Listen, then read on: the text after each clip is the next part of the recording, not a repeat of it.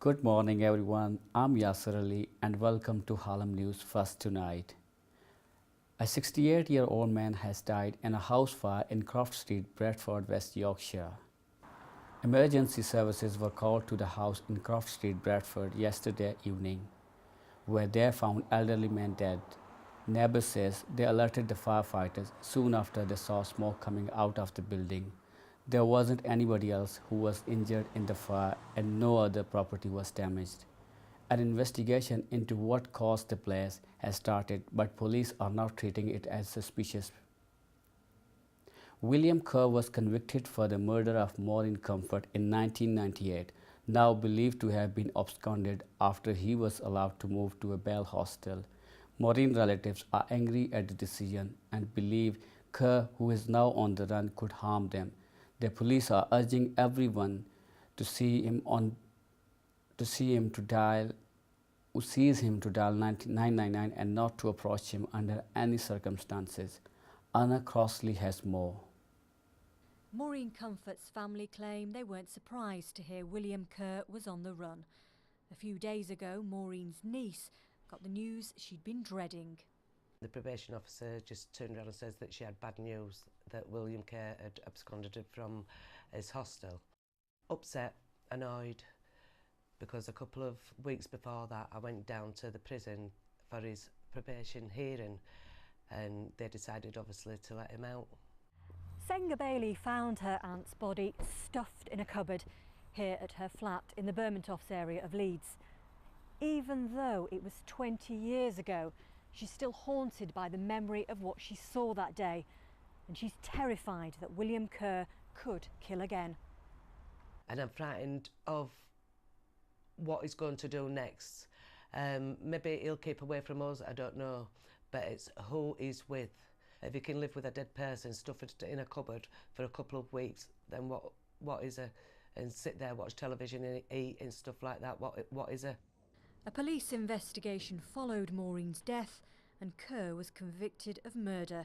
He was given a life sentence in 1998 but was released on licence in January. He had been living at a halfway house in Hull when he absconded. Senga says she won't rest until Kerr is back in prison.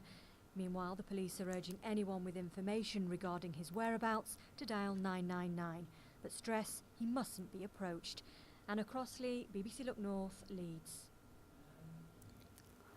Activists of various trade unions held a protest demonstration in Sheffield, calling on the government to ban zero-hours contracts and also raise minimum wage up to £10 per hour. Various trade union activists gathered outside fast food chain McDonald's to protest against zero-hour contracts. The protesters also demanded £10 per hour national minimum wage. They accused McDonald's of employing staff on zero-hours contracts. The organizer of the protest said the contract allowed more flexibility. A change to speed limit for 7.5-ton lorries will allow them to now travel 10 miles per hour faster, while road safety campaigners dismissed the new changes, saying it could result into more accidents. The new changes to speed limit for 7.5-ton lorries is exclusive to single and dual carriageways and is set to reduce congestion and save businesses money by the government. The new changes were criticized by a Yorkshire-based road safety campaign group, BRAG, saying that it will lead to more accidents and they want the original speed limit to remain. A large number of people turn out in the Chapeltown area this week for the annual Leeds Caribbean Carnival. People were dressed in brightly colored costumes while they danced to traditional music.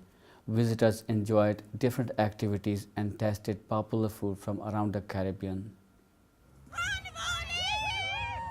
The sun shone and record numbers came to enjoy the carnival.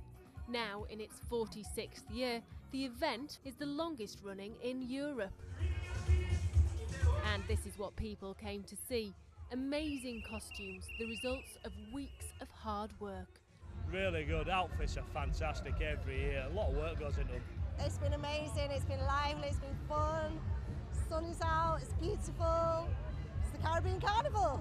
You can taste food from around the world, but of course I've spotted all the tastes from the Caribbean. That's the jerk chicken, that's the rice and peas. So a feast fit for a carnival king and queen at what must surely be one of the brightest events this summer. I love carnivals. Well, that's all for today's news program. Bye-bye.